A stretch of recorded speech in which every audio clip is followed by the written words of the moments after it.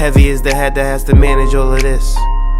Hey everyone, welcome back to my channel. We're now incentivized to buy what we already buy. Fumbling through college had me building. I also got some done on the other side. And that was right around, I would say, May maybe, right before renewing the lease for this property. Welcome to the channel, Martha. Thank you for having me here. Oh, I was going to say, I am getting up in their names, I'll tell you what. Bills paid by other people, life was never this good. I had to step back, knowing that it's... Hey everyone, welcome back to the channel. Investors. Today we're going to talk about inflation. Inflation is a topic that I absolutely love. I think it's very important to understand and how you can best prepare yourself in 2025 to take advantage of inflation and not be defeated by it as well. So the first thing that I want to address is our biggest money-making tool, which is going to be our active income. Our active income can come from a business that we own, or a salary that we're receiving, or an hourly job or part-time job that we're working at. And because of this active income, we're able to make a steady flow of income to support our lifestyle and our habits. Typically, throughout the greater part of our life, we're going to be earning more actively than passively. And so our active income is going to be our biggest money-making tool. All right. With inflation, if you're making $50,000 a year, which is close to the bare minimum salary that you can get, I believe in most states it's around $47,500 or $48,000. If you're making $50,000 a year and inflation is 5%, even if you're making $50,000 a year next year, you're essentially making 5% less because everything else is accumulatively costing 5% more. Another reason why inflation is a bad thing is because if you are saving money, let's say it's not in a high yield savings account, you're just saving it for a rainy day, saving it for emergencies, saving it for a down payment on a home even. This is supposed to be someone who is a good steward of their money, creating good financial habits, and yet their money is worth less because it's being eroded by inflation. This is the biggest reason why inflation is bad, because it actually penalizes people who save money.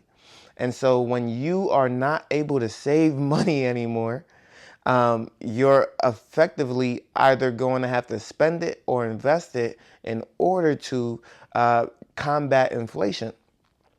And so people would say, why spend money? Well, you don't want to be losing it to inflation. And so while your money is worth more, it's actually it's actually smarter to spend it. And I don't just mean spend it on a nice car or spend it on a nice watch. I mean spend it on things that will make you more money. So for example, when you see inflation is 7%, 8%, 9%, and someone goes and buys real estate, you might be thinking that is the worst decision in all of history. Why would you go and buy real estate at 7%? And the reason for that is because that same real estate will still go up with the rate of inflation, or at least hold its value with the rate of inflation. Meanwhile, your money in the bank account won't be able to do so. Or if someone, vice versa, puts all their money in the stock market, that stock market is tending to outpace inflation, right? Stock market typically yields about 10 to 11% returns. And so putting their money in the stock market, they're expected to, again, beat out inflation. So there's a way to spend money in real estate if it's not an investment property, or spend money on assets that may be alternative assets, like crypto is still maybe considered an alternative asset to some, or gold or silver. And so these are good hedges against inflation. Now, there's still going to be money lost on all fronts during inflation, because you should have an emergency fund. So that money is becoming less valuable over time.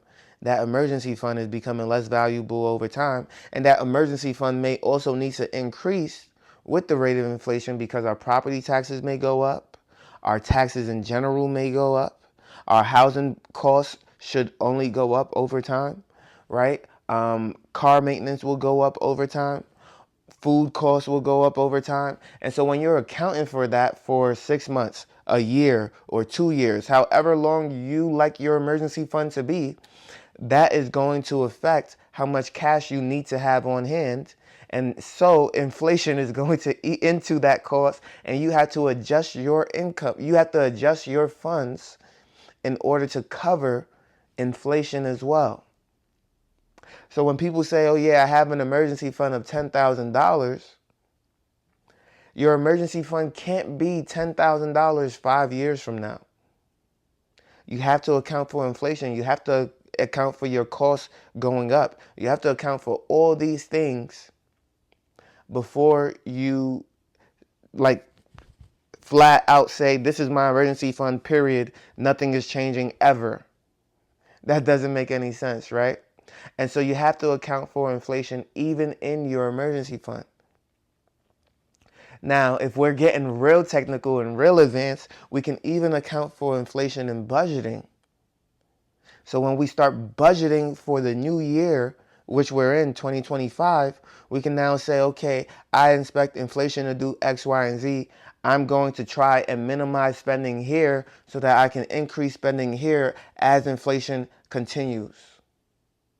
And if we keep inflation at a rate of about 4 to 5%, even though it's less than that currently, then we should always be ahead of the curve. Or at least for this year, because inflation was at 6 and 7% in 2024 at some point, right? So we want to be aware of that. And so when you see people picketing and chanting, we need higher wages, we need more funding, we need more benefits, we need better coverage, we need better health insurance. All these things are attributed to the cost of goods and services going up. I remember when a Subway footlong was $5. I remember those days. Back in the good old days where I can get an entire sandwich bigger than my head for $5. I'm becoming one of those old grandpas where I'll be saying, back in my day, a sandwich used to cost $5. But that's what inflation does, right? Inflation makes it so that it is impossible to live off of what you used to live off of. I remember my first job ever, I was making about $10.25 working for Domino's in New York City. Now I believe the minimum wage in New York is $15. That's almost $5 more, almost half of my salary more back then is now the minimum wage in New York. So you please tell me, if that is the minimum wage, imagine if you had bought a property, how much that value would have doubled, at least by half, right? And so when the state that I'm living in currently is increasing their minimum wage incrementally every single year for the next 4 years, that's also going to contribute to inflation in some regard because people are going to spend more money.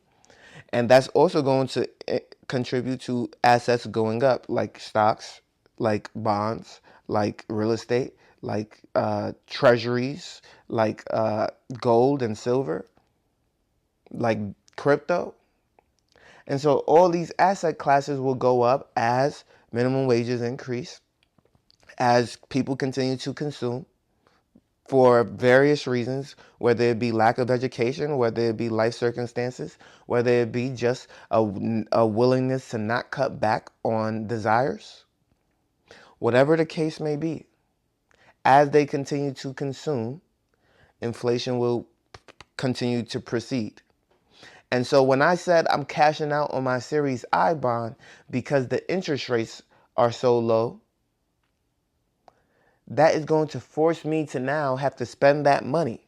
I can't just keep that money in cash, liquid cash, right? So my Series I bond video was doing really, really well. I said I'm cashing out my Series I bond. And I definitely need to do that tomorrow because I've been doing so much work around the house. But I'm definitely cashing that out tomorrow. And so what will I do? The first thing I thought, okay, I'll put more than half of it in the stock market just to start off 2025 real nice and smooth. But then the other portion, I can't just keep it on the sideline. I need to find real estate. I need to find an investment, maybe Bitcoin, to go ahead and stuff that money into so that I can hedge out inflation. This is a serious thing to not be eroding your money, to not have your money not work for you. I need my money in asset classes that are going to continue to yield a nice harvest, a nice return year after year after year, month after month after month. And the reason why I'm taking it out of the Series I bond is because I'm really getting about a 2.1% return right now, which is way less than inflation, and I cannot have that. I cannot have my money losing money. Even though it seems to be gaining, you might say, Festus, you're still gaining 2%. No, that is not money, right? I need to be making money on my money, and that is absolutely not it. A 2% return is horrendous. Give me my money so I can go ahead and make it work for me. Yeah, absolutely. You can put that thing in a high yield savings account and get more than that right now. All right. So that's my take on inflation. Let me know if I missed anything, right? We talked about wages. We talked about the cost of goods and services. We talked about saving money and how that gets affected with inflation. Let me know if I missed anything in this video. Let me know in the comment section down below. As you know, I talk about finances on YouTube, Rumble, and on Spotify for podcasters. And I can't wait to see you in the next one. Peace.